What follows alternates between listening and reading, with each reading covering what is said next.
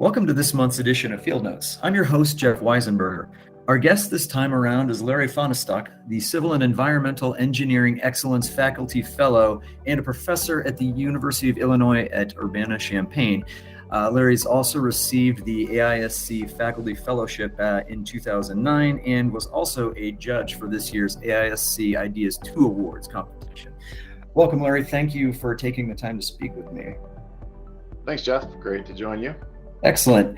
Well, I always like to start from the beginning. Can you talk a little bit about where you're from and where you grew up? Sure. I was born in the nation's capital, Washington, D.C. Okay. And I lived in Maryland, right outside D.C. for the first 16 years of my life. Okay. Then headed back to Pennsylvania. That's where my parents were originally from, and finished high school there in Pennsylvania. Kind of completed my home time there. Okay. I'm curious, where in Maryland? Is somewhere near Silver Spring by any chance?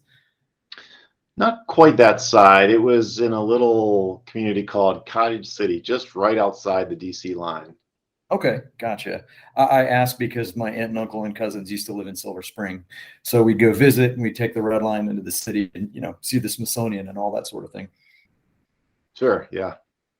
So let's talk a little bit about your education. So can you maybe tell me a little bit about your degrees, where you got them, what they're in?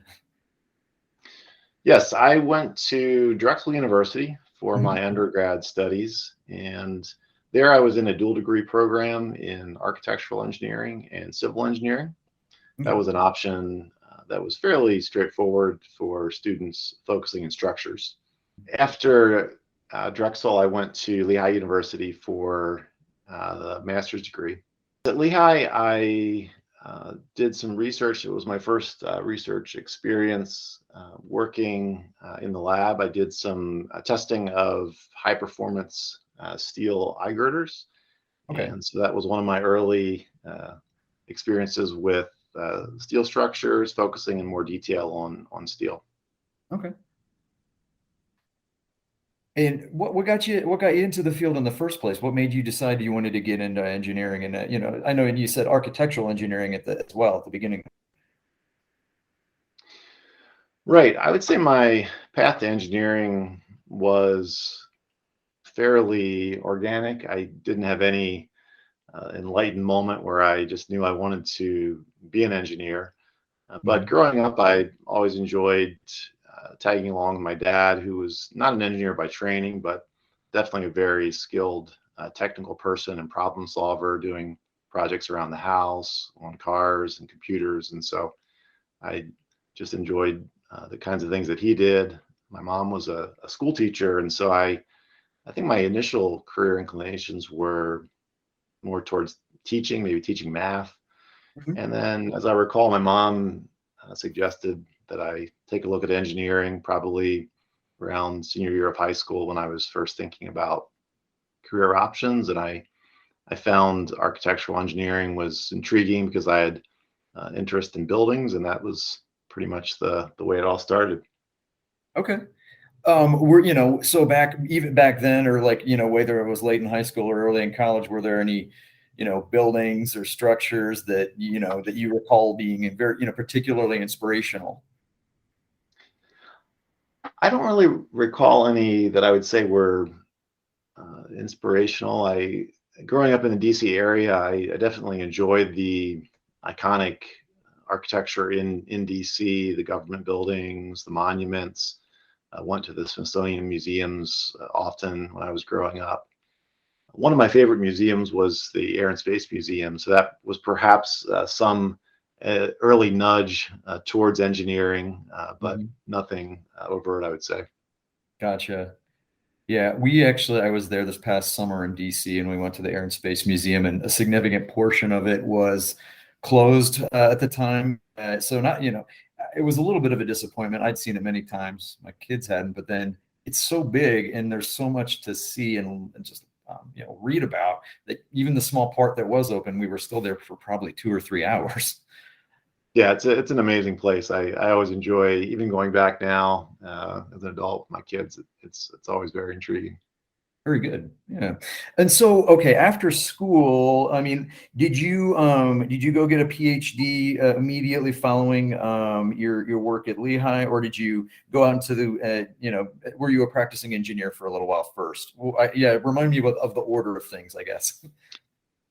Right. I uh, decided after the master's degree to go into engineering practice. And so I Mhm, worked for about 2.5 years after the MS before I went back to school for the PhD. mhm. So that was definitely a great, it was a great season for me to see the application of the things I've been studying and also to get some direction for the future. Okay. What made you decide that you wanted to go into academia?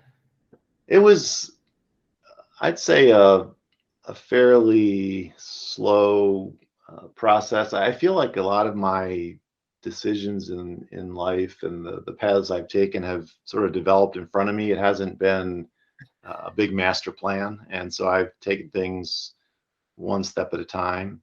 I definitely enjoyed the work I was doing when I was in practice, and gained a lot of great experience there. But I also realized that I enjoyed the academic environment, the different kinds of challenges and growth that come from taking courses and doing research.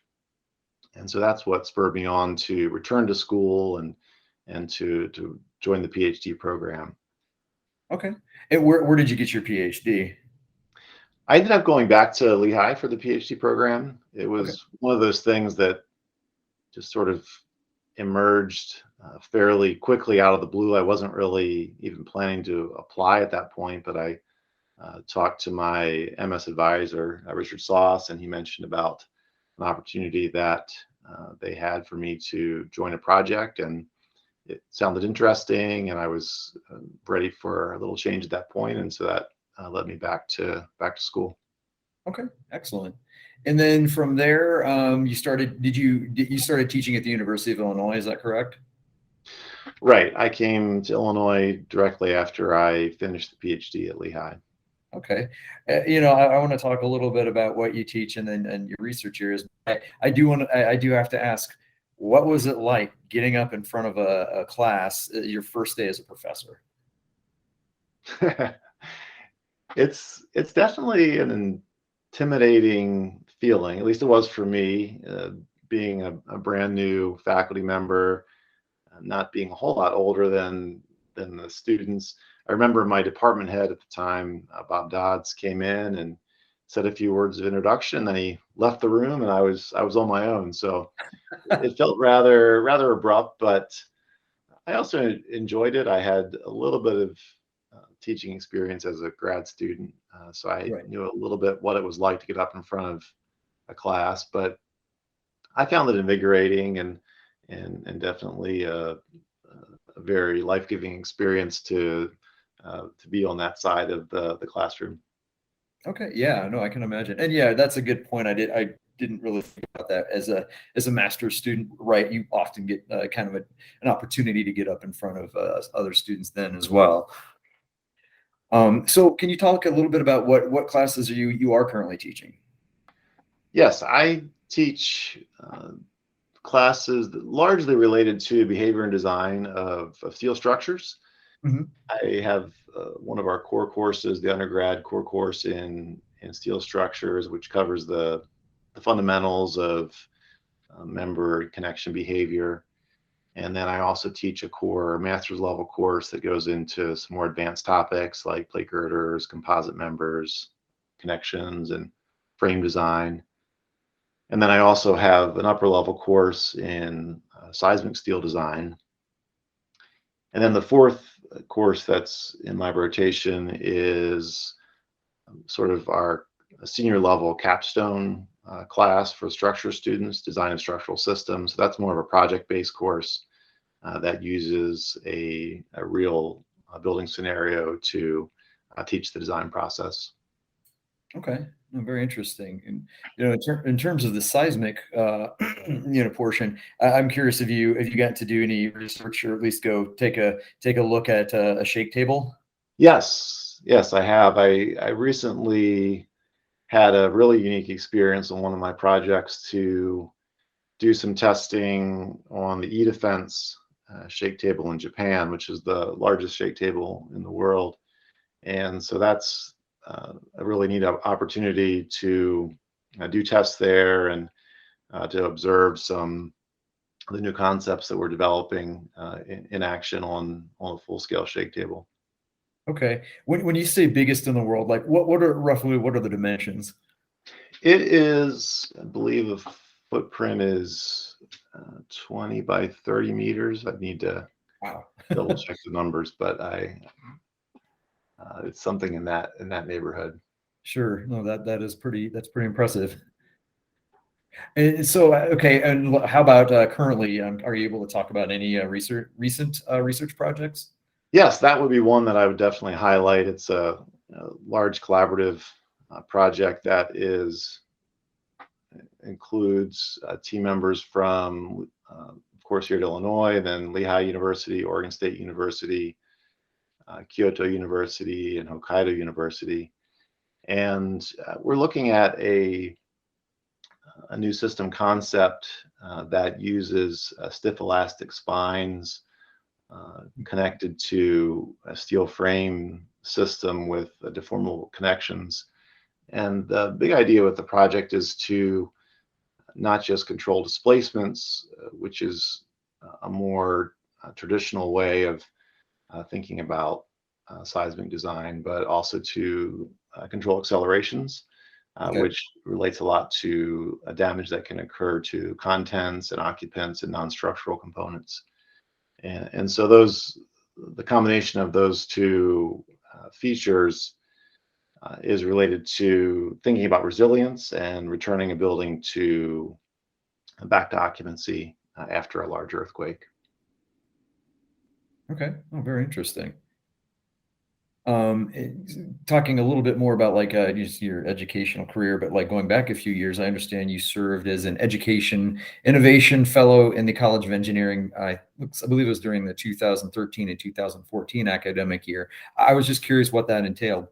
To start with, I just say that it's been a great pleasure to work in a college that really values education and doing new things in the educational realm.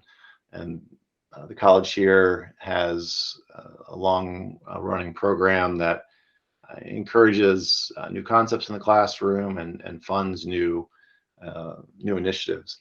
And so that year that I spent working in the college was a big part of it was working with a group of faculty to oversee funded projects in the college that were trying new things in a variety of classes.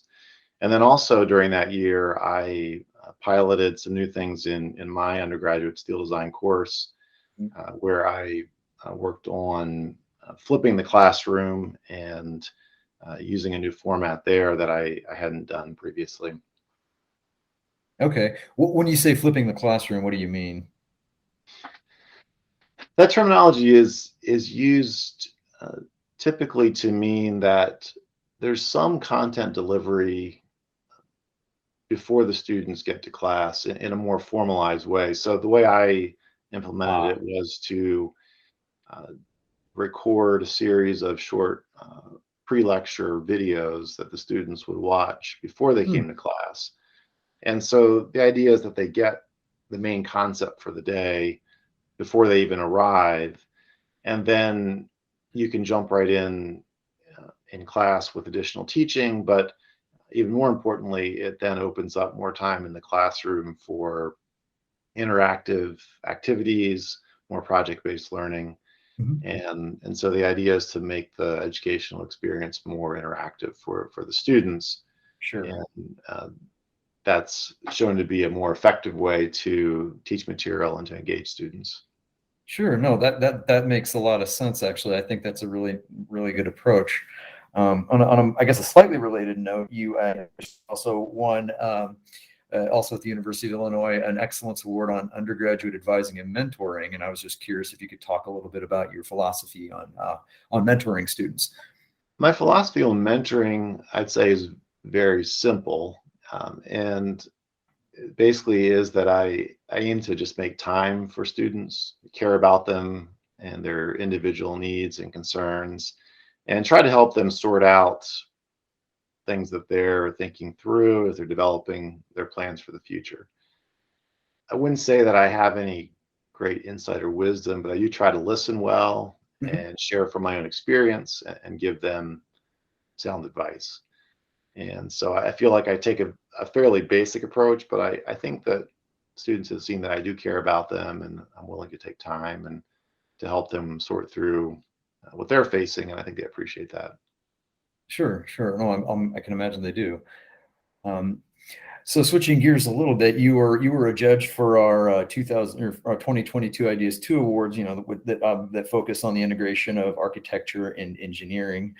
And I'm just curious. I don't know if this is an easy, like a hard question, or an easy, like you can point or pick it away, but just out in the real world, in addition to the winners this year, can you point to any steel buildings that you think are like that really do a good job illustrating that successful integration between those two disciplines? We have a building here on campus that's very new that I think is very nicely done. It's called the Campus Instructional Facility. It's just around the corner from my building on campus, and it's designed by Skidmore, Owings and Merrill, and I think they have Mhm. a rich history of really great integration between architecture and engineering. But it's a building with really nice exposed structural steel all Mhm. throughout the building. You can see the brace frames, and there's exterior steel that's exposed. It incorporates brick masonry on the facade, which relates to the more traditional campus architecture, but the Mhm. steel has a really nice presence. And inside it's a very airy, open, light building, so it feels like a nice place to gather, to be with people. There's a lot of nice public space and also some really open and airy classrooms. So I think it's a new addition to campus, but it's a really nicely done building, and I'm looking forward to using it more in the years to come. Oh, very good. Yeah, I should get down there and see that at some point. Well, now getting away from school altogether, I'm curious, what are some of your outside interests? Well, for me, family is the most important part of my life, and so I've been married for 22 years, and my wife and I have three teenagers now, so home life is very full. Mhm. Of Uh, course. yeah, so we enjoy outdoor activities, camping and hiking, and I also enjoy endurance sports like running and cycling. Okay. I've done a number of road races, more in earlier years, and ran some marathons. Oh, wow. So I still enjoy those things. I don't get in as many miles as I used to, but more recently I've diversified and started doing some shorter distance triathlons. Yeah, I was going to ask about triathlons too. Sure, no, that's great. And I know there's different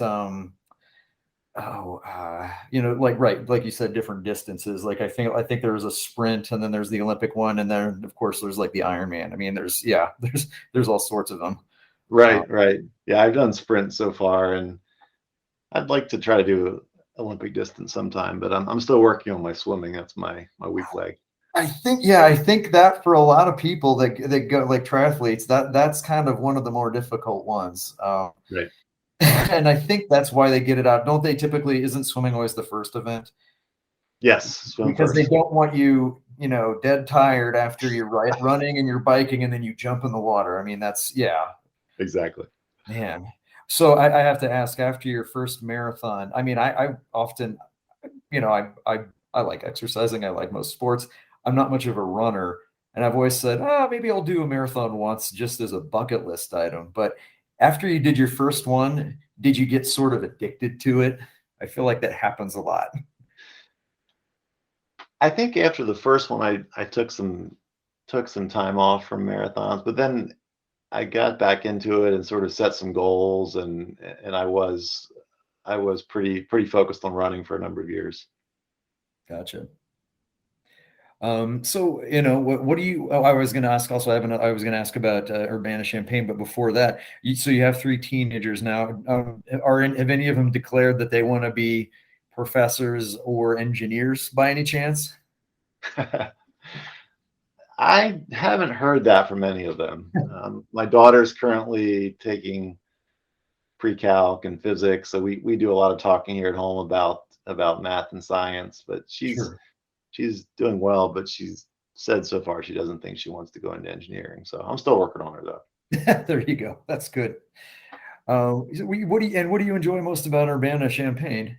I mean, I went to the University of Iowa in Iowa City. I had a great friend who went to school there. I enjoyed it, but I was always there for maybe a quick weekend, so I didn't get to see as much of it as I wanted to. Sure, yeah, it's a very friendly and welcoming community. We came here from Pennsylvania, so this is all new to us, but we've definitely found it to be a great place to make a home. It has small town feel, but there's a lot to do here. Day-to-day life is relatively low stress and easy. So for me, that's great because it maximizes time with family. Mhm. We're involved in a local church and has connections to campus and community. And my kids all swim for the local club YMCA team. So that's another community connection for us. Gotcha. Well, yeah. Oh, if there's swimming, well, maybe you get some future triathletes there too. Right, right.